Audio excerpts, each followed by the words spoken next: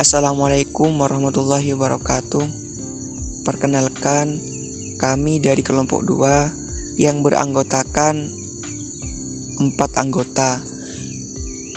Yang pertama, Abidi Wafi, NIM S2019-2054. Yang kedua, Dewi Triwulandari, NIM S2019-2042. Yang ketiga, Muhammad Khairul Anam, NIM S2019-2030.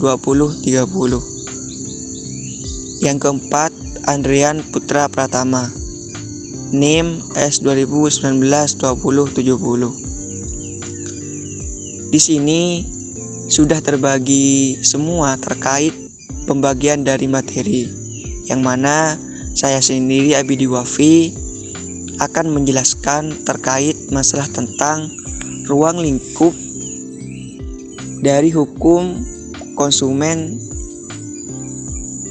tersendiri. Adapun ruang lingkup dari pelindungan hukum konsumen ini merupakan suatu bagian dari hukum konsumen, yang mana hal tersebut memuat beberapa kaidah yang bersifat mengatur, melindungi kepentingan konsumen. Segala upaya yang menjamin adanya kepastian hukum, yang mana untuk memberikan suatu kepada konsumen ini merupakan suatu definitif dari perlindungan hukum konsumen tersendiri, yang mana berdasarkan pada pasal 1 angka 1 Undang-Undang Nomor 8 Tahun 1999 tentang perlindungan konsumen. Kepastian hukum yang diberikan kepada konsumen antara lain meningkatkan harkat dan martabat konsumen, serta membuka akses informasi tentang barang dan atau jasa, serta pengembangan sikap pelaku usaha yang jujur dan bertanggung jawab. Perlindungan konsumen yang dijamin oleh undang-undang ini adalah kepastian hukum terhadap segala perolehan kebutuhan konsumen. Kepastian hukum mencakup pemberdayaan konsumen dalam memperoleh atau membela hak-haknya apabila dirugikan oleh pelaku usaha dan penyedia kebutuhan konsumen tersebut. Intisari yang dapat saya simpulkan bahwa hukum pelindungan konsumen merupakan suatu keseluruhan asas dan kaidah yang mengatur dan melindungi konsumen dalam hubungan dan masalah penyediaan dan penggunaan barang antar penyedia dan penggunanya. Perlindungan terhadap konsumen juga diatur dalam Undang-Undang Pangan Nomor 18 Tahun 2012, terdapat dalam ketentuan bab bagian ke-1 pasal 67 sampai dengan pasal 69 dan bagian ke-7 pasal 86 sampai dengan pasal 94 dan juga pasal 67 sampai dengan pasal 69, yang mana isinya ini mengatur tentang keamanan pangan dalam proses peredarannya di dalam masyarakat, yang mencakup peran pemerintah, petani, nelayan, serta pelaku usaha untuk menaati standar, prosedur, dan kriteria keamanan pangan yang telah ditetapkan oleh pemerintah.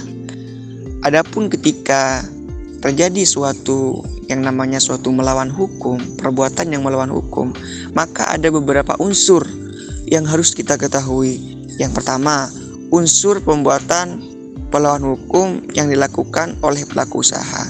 Artinya ada suatu sebab akibat yang harus dibuktikan oleh konsumen tersendiri.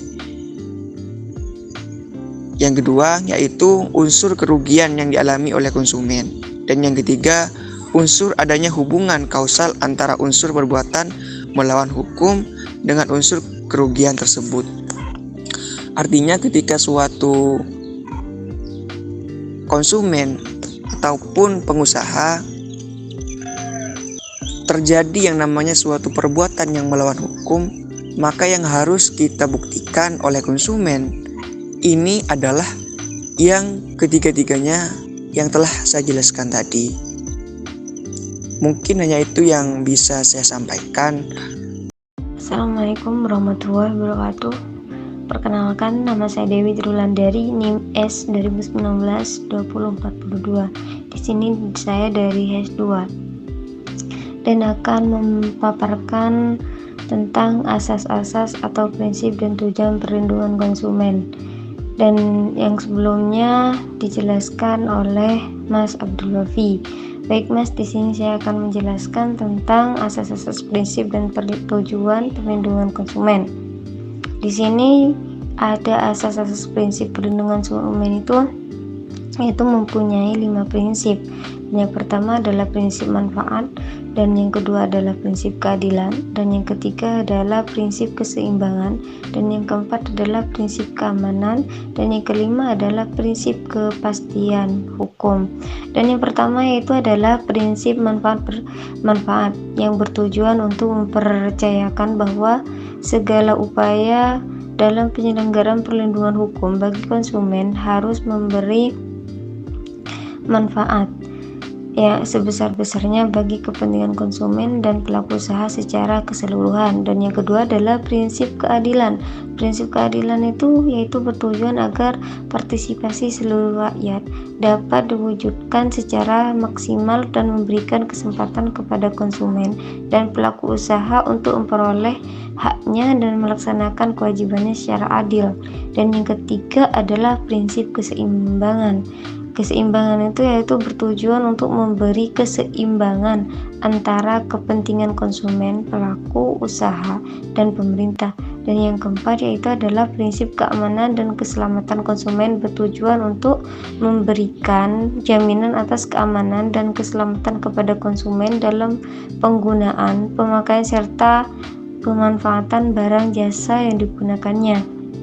Dan kelima yaitu adalah prinsip kepastian hukum, yang itu ditunjukkan kepada pelaku usaha maupun konsumen untuk menaati hukum dan memperoleh keadilan dalam penyelenggaraan perlindungan hukum bagi konsumen, serta negara memiliki tugas untuk menjamin adanya kepastian hukum tersebut.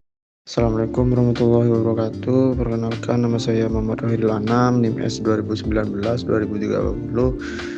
Di sini saya akan memaparkan tentang kedudukan konsumen dalam beracara, yang mana kedudukan konsumen dalam beracara terhadap konsumen dapat dilakukan pada saat sebelum terjadinya transaksi ataupun sesudah terjadinya transaksi.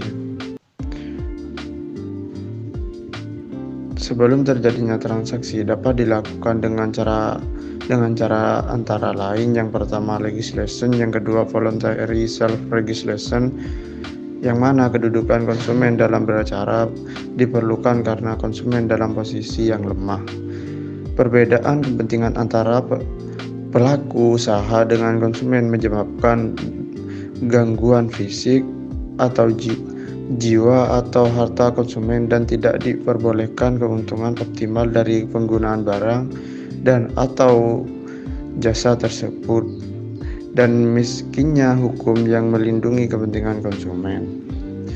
Dengan adanya perlindungan hukum bagi konsumen diharapkan dapat memberikan kedudukan hukum yang seimbang antara konsumen dengan pelaku usaha, seperti itu. Assalamualaikum warahmatullahi wabarakatuh. Perkenalkan, nama saya Andrian Putra Pratama, NIM S 2019-2070. Di sini saya akan melanjutkan pemaparan dari teman-teman, yaitu tujuan kedudukan konsumen dalam beracara menurut pasal 3 UU PK adalah yang pertama, A. Meningkatkan kesadaran, kemampuan, dan kemandirian konsumen untuk melindungi diri. B. Mengangkat harkat martabat konsumen dengan cara menghindarkan dari akses negatif pemakaian barang atau jasa. C. Meningkatkan pemberdayaan sumber daya konsumen dalam memilih, menentukan, dan untuk hak-hak sebagai konsumen. D. Menciptakan perlindungan konsumen yang mengandung unsur kepastian hukum dan keterbukaan informasi serta akses untuk mendapatkan informasi. E. Kesadaran pelaku usaha mengenai kepentingannya keperlindungan konsumen sehingga tumbuh sifat yang jujur dan bertanggung jawab dalam berusaha. F. Meningkatkan kualitas barang dan jasa yang menjamin kelangsungan usaha produksi barang atau jasa, kesehatan, kenyamanan, keamanan, dan keselamatan konsumen.